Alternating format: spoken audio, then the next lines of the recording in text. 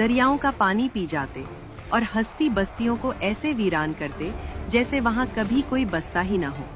न कोई तलवार उनको रोक सकती थी, न कोई दरवाजा। इस कौम का खौफ इतना ज्यादा था कि उन्होंने जुल्करनैन के सामने अपनी सारी दौलत रख दी। उन्होंने कहा, ए जुल्करनैन, हम आपको खिराज देंगे, सोना देंगे, माल देंगे, बस हमारे और उनके दरमियान कोई रुकावट, कोई दीवार बना दीजिए। मगर जुल्करनैन कोई आम दुनियावी बादशाह नहीं थे। उन्हें माल की हवस नहीं थी। उन्होंने इस सोने और चांदी की तरफ देखा और एक तारीखी जुमला कहा, जो ताकत और इख्तियार मेरे रब ने मुझे दिया है वो तुम्हारे माल से बेहतर है। उन्होंने उनसे पैसा नहीं मांगा, उन्होंने उनसे मेन पावर यानी बाजुओं की ताकत मांगी।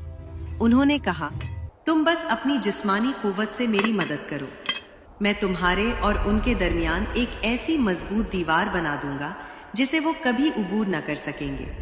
फिर शुरू हुआ इंसानी तारीख का सबसे बड़ा और अनोखा इंजीनियरिंग प्रोजेक्ट।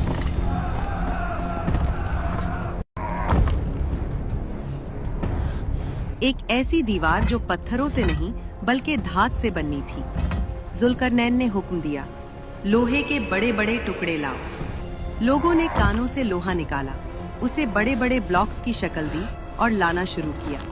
उन लोहे के टुकड़ों को उन दो पहाड़ों के दरमियान चुना गया, एक के ऊपर एक, यहाँ तक कि वो दीवार दोनों पहाड़ों की चोटियों के बराबर ऊंची हो गई।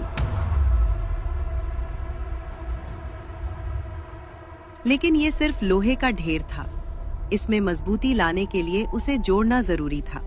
जुल्करनैन ने दूसरा हुक्म दिया, आग दहकाओ। पूरी वादी एक भट्टी बन गई।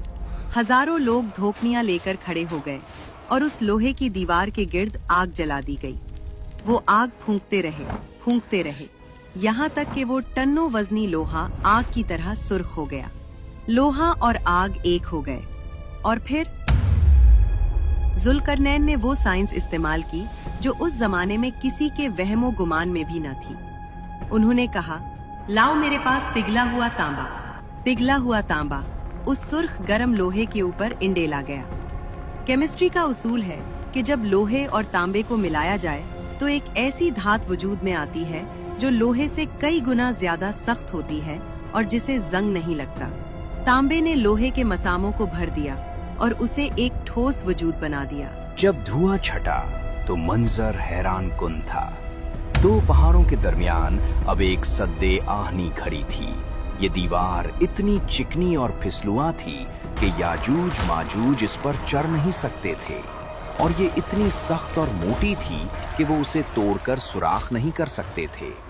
इस दीवार के उस पार याजूज और माजूज चीखते रहे, दीवार को खिंचते रहे, मगर वो कैद हो चुके थे। वादी के लोगों ने सिख का सांस लिया। उनकी जान, उनका माल, उनकी इज्जत अब महफूज थी। मगर जुल्करनैन, उन्होंने अपनी इस शाहकार कारीगरी पर फख्र नहीं किया। उन्होंने अपना नाम दीवार पर नहीं लिखवाया। उन्होंने आसमान की तरफ देखा और आजिज़ी से कहा, हादा रहमतुम मिर रब्बी। ये जो कुछ भी बना है ये मेरी ताकत नहीं, ये मेरे रब की तरफ से एक रहमत है। लेकिन किस्सा यहाँ खत्म नहीं होता। दीवार बनाते वक्त जुल्करनैन ने एक खौफनाक पेशीन गोई भी कर दी थी जो आज भी हमारे सरों पर तलवार की तरह लटक रही है।